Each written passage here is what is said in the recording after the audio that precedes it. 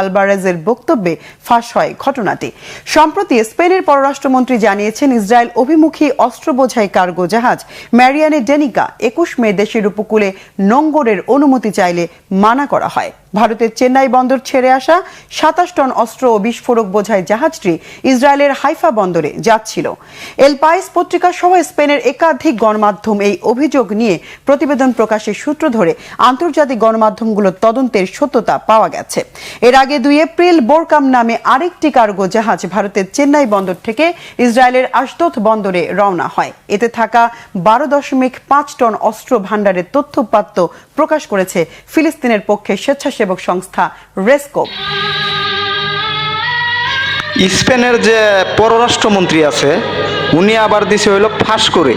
উনি বলছেন উনি মুসলিম, মনে হয় আমার যত সম্ভব উনি মুসলিম হিসাবে, ইমানি দায়িত্ব হিসাবে উনি বলে দিছেন যে ভারতে ২টি জাহাজ ভর্তি অস্ত্র পাঠাইছে ফিলিস্তিনির লগে ইসরায়েলের যুদ্ধ করার জন্য। ইসরায়েলের পক্ষে ২টি জাহাজ পাঠাইছে অস্ত্র ভর্তি। তখন উনি স্বীকার করে দিছে এবং কি উনি বলছে, এই কথাটা বলছে, এবং কি স্পেনের যে জাতীয় পত্র পত্রিকা আছে ওই জায়গায়ও এগুলা আছে, আপনারা চাইলে দেখতে পারেন। স্পেনের মিডিয়া গাড়টি আপনারা দেখেন। বিশ্বাস যদি না হয় তাহলে ভারত যে কাজটা করলো, ভারতে কিন্তু এটা আমাদের সাথে বিশ্বাসঘাতকতা করলো।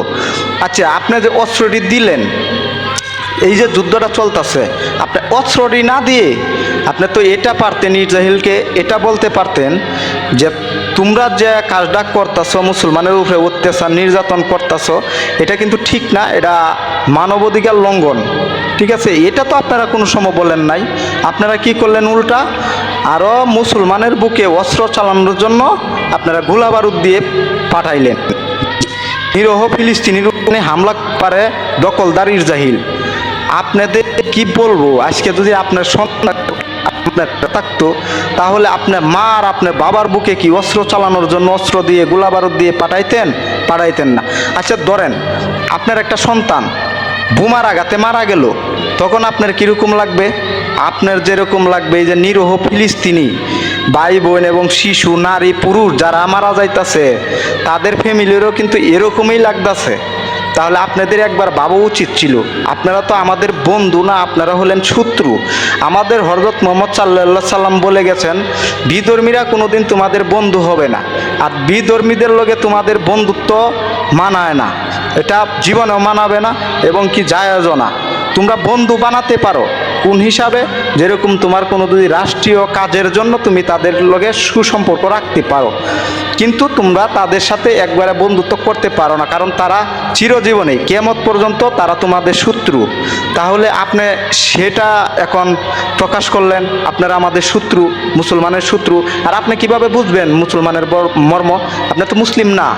মুসলিম হিসাবে জন্মগ্রহণ করতে হয়, ঈমান নিয়ে জন্মগ্রহণ করতে হয়।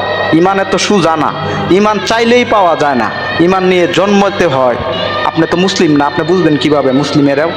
আপনি তো একজন মানুষ, এই হিসাবেও তো আপনি বুঝতে পারতেন যে আমিও তো একজন মানুষ। আমাকে যে আল্লাহ বানাইছে ওদেরকেও সেই আল্লাহ বানাইছে।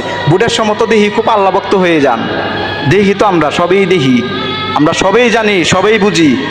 আমাদের টিলারতাছে আর কেরা যে আমাদেরকে উস্কানি দিয়ে আমাদের মুসলিম রাষ্ট্রদেরকে এক হইতে দেয় না, সেটাও আমরা বুঝি।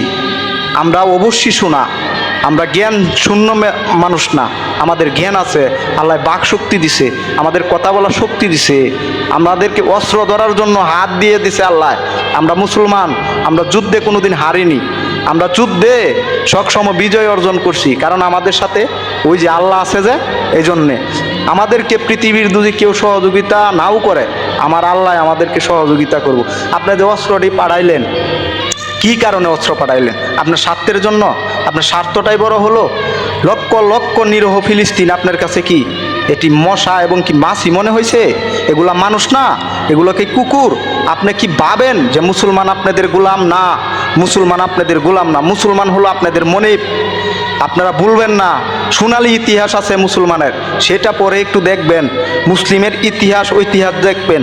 মুসলিমের কি আসিন, কি করতে পারে মুসলমানরা, সেই ইতিহাসটি দেখবেন, তাহলে কিছু পাইবেন। আপনারা তো শুধু খালি আপনারাটাই প্রচার করেন।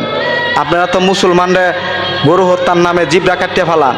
আমার বাংলাদেশের লাশ জুললে তাহে তার কাটার বেড়ার মাঝে। আপনাদের কি মানবতা আছে এটা আমাদের জানা আছে। আমরা আর কি বলবো আপনাদেরকে কিছুই বলি না। আমরা 600 বছর এই ভারতবর্ষ শাসন করছিলাম, আমরা মুসলিম 600 বছর শাসন করছি। তারপরে আপনারা ল্যাংটা আছিলেন, আপনারা কাপড় পরতে জানতেন না। আপনাদেরকে কাপড় পরা শিখাইছি আমরা মুসলিমরা শিখাইছি। আমরা মুসলিমরা যখন এই দেশটা শাসন করছি, তখন যদি মুসলিমরা নিয়ত করতো, মুসলিম শাসকরা, যে একটা হিন্দু ভারতে থাকবে না, সেটাই কিন্তু হতো। কিন্তু আমরা কারো উপরে জোর জুলুম করে নাই।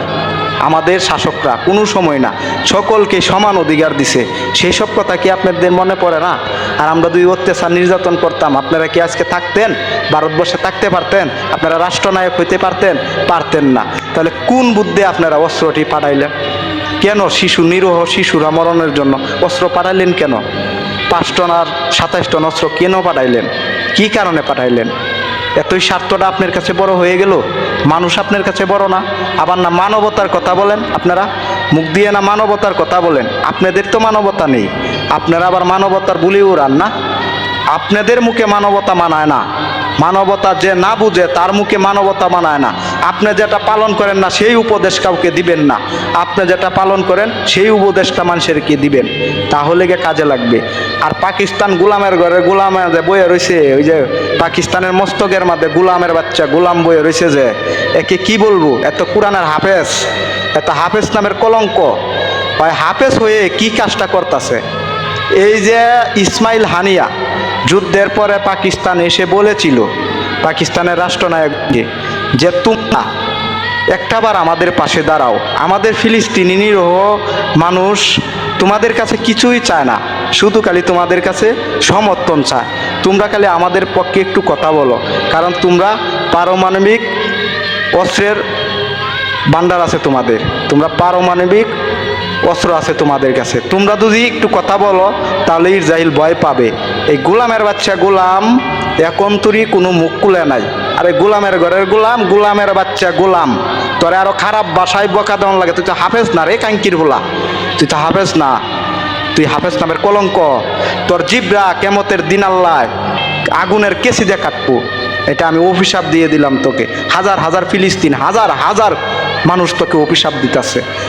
300 কোটি মানুষ মুসলিম, 300 কোটি। এই 300 কোটি মানুষ যদি মুসলিম এক হয়ে যদি প্রস্রাব করে দিত, বিধর্মীরা বেশে চলে যাইতো। কিন্তু মুসলিমের মধ্যে তো ঐক্য নাই, মুসলিমের মধ্যে আজ ঐক্য নাই। ঐক্য থাকবে কিভাবে? ওই যে গোলামের বাচ্চা গোলামেরা ক্ষমতার লোভে আর বাবার আর পায়ের নিচে পড়ে তাহে। এই গোলামের ঘরের গোলামেরা আমরা ক্ষমতার লোভে মানুষের পায়ের নিচে পড়ে থাকবো কেন?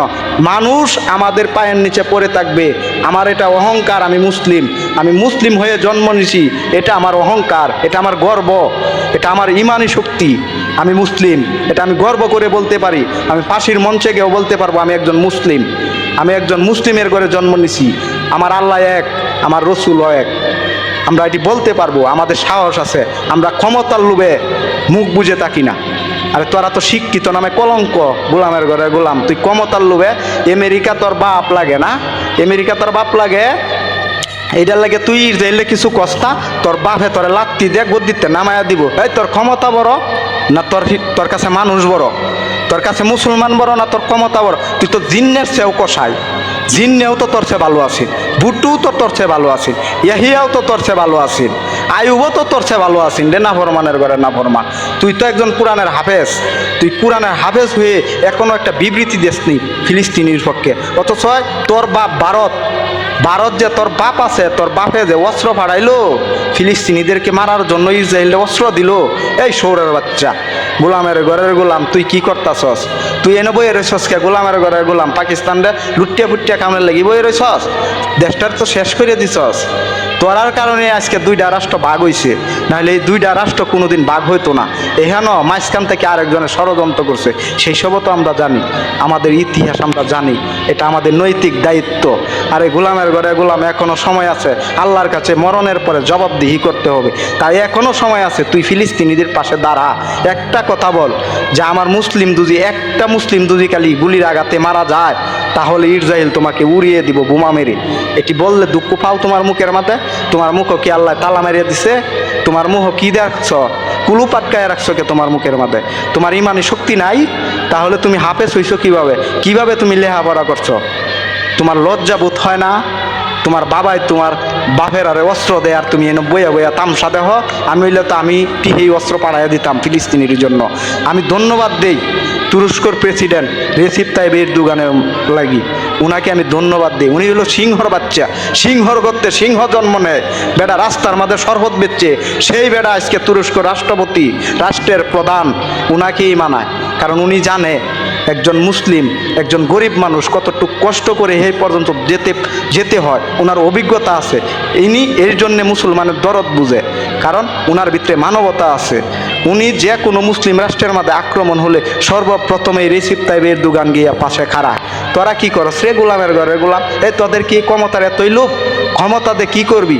গুরুস্থানে গেলে কি ক্ষমতা পাইবি? ক্ষমতাতে বলতে পারবি আল্লাহ আমি ওই রাষ্ট্রের মালিক ছিলাম, আমি ওই রাষ্ট্রের প্রধান ছিলাম, আল্লাহ তুমি আমার একটু শাস্তি কম দিও? এটা বলতে পারবি?